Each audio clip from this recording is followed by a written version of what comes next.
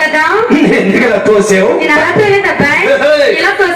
ఓహో అలా ఎందుకు తోసావు?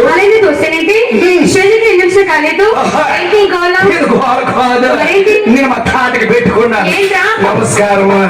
మా తాత అంటే ఎవరో తెలియదా?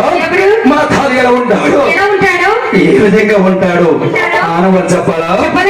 అంత పట్ట, చేతులు నెట్ట, ఊళ్ళంత సొట్ట, తెల్లపచ్చి కట్టు, నడుముకు వచ్చి అతను పెట్టుకున్నాను. నమస్కారం. మన స్వతంత్ర సమర దగ్గర ఈ రోజు మనందరి మీద స్వేచ్ఛగా ఉన్నామంటే దానికి కారణం మహాత్మా గాంధీ గారు. అందుకే ముందుగా నమస్కారం చేసుకున్నాను. మనవాడు ఎవరికి నమస్కారం చేసుకున్నాడు? ఎవరికి? చాలా బాగుంది. ఇదే గెలగాడుతున్నా. అవును, ఆ పిల్లకి రమ్మను.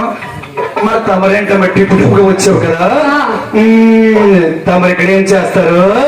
గానం చేస్తే చెప్తాను. ఓహో అని మీ అన్నయ్య పాట రూపాయలు చెప్తే నువ్వు కథ రూపాయలు పెడితే చెప్తావు అనమాట. ఓకే, చాలా బాగుంది.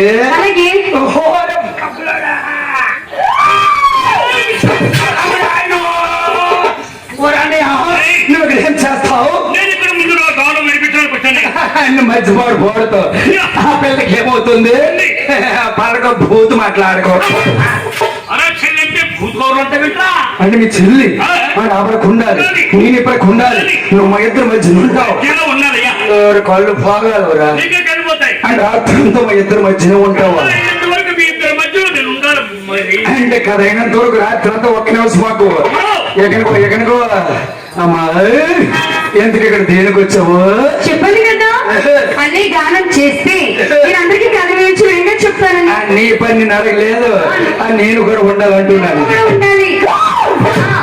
నాకు పని ఉందా? ఎక్కడా? ఇదిగా ఎంతసేపు ఉంటది అంటే పని కూడా చెప్పిచ్చేసేతను. 3 గంటలు. ఎన్ని గంటలు? 3 గంటలు. ఓహరా నాయ 3 గంటలు. వీళ్ళు బలి మీద చంపించినట్లు ఉన్నారు.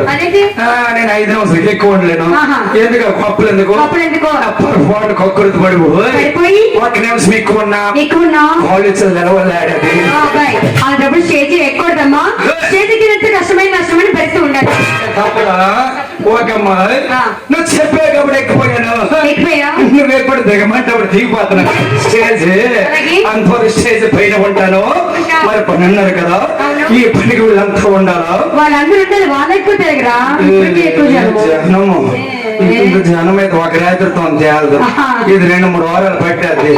ఇంకా మా యూత్ ఎక్కువ. మా యూత్ ఎప్పుడైతే వచ్చారో